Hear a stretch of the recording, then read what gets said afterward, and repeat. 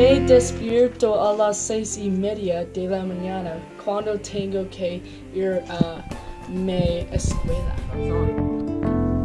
Pero me levanto muy tarde, no hasta 7 en punto de la mañana. Desayuno los cereales con leche después de usar el baño. Esto la ropa.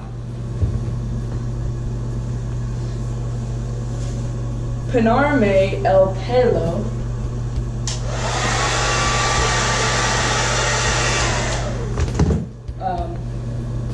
Y me cepillo los dientes. ¡Perfecto! Tienes que irte ahora mismo. ¡Madre! Tengo prisa porque yo necesito visitar a mi perro todos los días.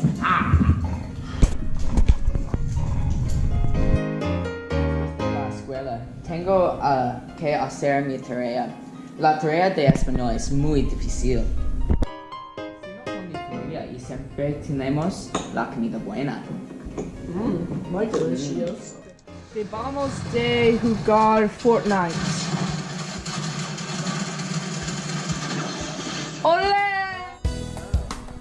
Y juego con ella con una bola.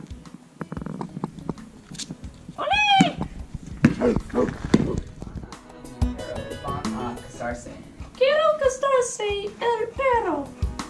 Bailey, ¿quieres casarse con tu perro? Sí. Maui, ¿quieres casarse con Bailey? Sí. ¡Olé!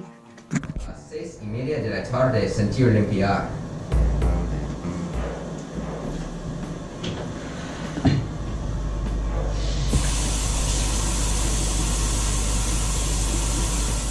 Leo un libro fácil después de mi acuesto y a las 9:30 de la noche. Nah.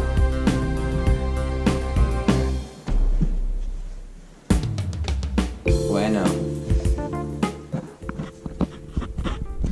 Ropa y hago mi cama.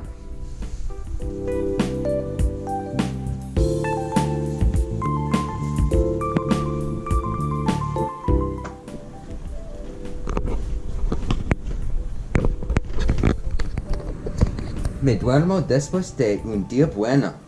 Buenas noches.